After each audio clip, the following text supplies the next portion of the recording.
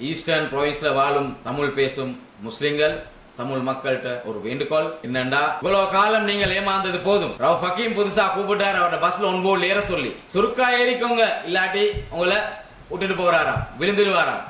ஆனா என்ன நடந்துச்சு, அவர்கிட்ட பஸ் போய் மரத்துல ஆக்சிடென்ட் ஆகி செவத்துல ஆக்சிடென்ட் ஆகி அட்ரஸும் இல்லை, ரோதையும் காண ரவுஃப் ஹக்கீம் பஸ்ல.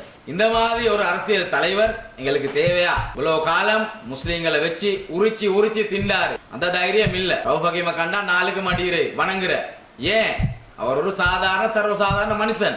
எங்கட ஓட்டு எடுக்கிறாரு, எடுத்து என்ன செய்யறாரு, அவரு டீல் பேசுறாரு, அவரு பணக்காரன் ஆகிறாரு, அவரு கொழும்பு இருக்கிறாரு. எப்பயாவது மக்கள் பிரச்சனைக்கு ஒரு சொல்யூஷன் தந்திக்கிறாரா? இல்ல.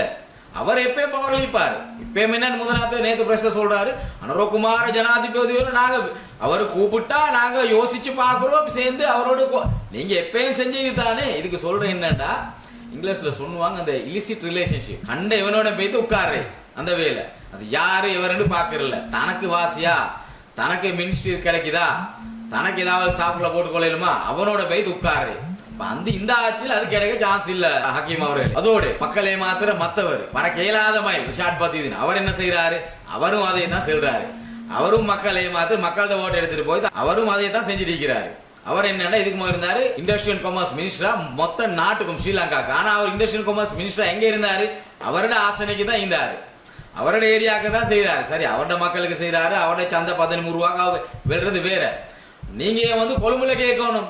இந்த கட்சிகள் உருவாகிதான் இனவாதம் இந்த நாட்டு உருவாக்கப்பட்டு. இதுக்கு போது இந்தாங்களுக்கு அரசியல் தலைவர்கள் எப்படின்னா, டிபி ஜயா இருந்தாரு, சர் ராசிக் ஃபரீத் இருந்தாரு, மாக்கர் இருந்தாரு, பதிதீன் முகமது இருந்தாரு. என்ன மாதிரி தலைவர் மக்களை தொலைநோக்கு பார்வையோட மக்களை சரியான முறையில வழி நடத்தி சென்றாங்க. இவங்க என்ன செய்யறது, சரியான முறையில வழிய பிழையா காட்டுறாங்க. வேற ஒண்ணு இவங்க செஞ்சு கிழிச்சது இல்ல. அதனால ஈஸ்டர்ன் ப்ரொவின்ஸ் தமிழ் பேசும் தமிழ் பேசாத முஸ்லிம்கள் முழு ஸ்ரீலங்கால ஒரு வேண்டுகோளுதல், இவங்களை ரிஜெக்ட் பண்ணுங்க, இவங்களை திருப்பி அனுப்பவான, அதோட பார்லிமெண்ட்டுக்கு அனுப்புவான. இன்னொரு ரிக்வெஸ்ட் உங்கள்ட்ட நான் ஒரு வேண்டுகோள் என்னன்னா, இவங்களுக்கு செகண்ட் லேயர் ஒன்று இருக்குது. அது என்ன லேயர்? இந்த electorate, youth coordinator, youth organiser, provincial council representative, principal council member. இவங்க அடுத்த லேயர். இவங்களை ரிஜெக்ட் பண்ணினா இவங்க தான் முன்னுக்கு வருகிறாங்க.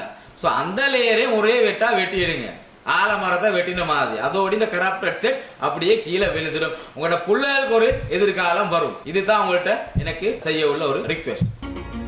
Welcome to Amazon College and Amazon Campus, the future of modern education. We are a TVEC registered institute collaborated with many international universities which are recognized globally and by the UGC. Amazon College provides high quality of diploma, HND, degree and master programs. For more details, Amazon College and Campus, 294 Gold Road, Colombo 4, Sri Lanka.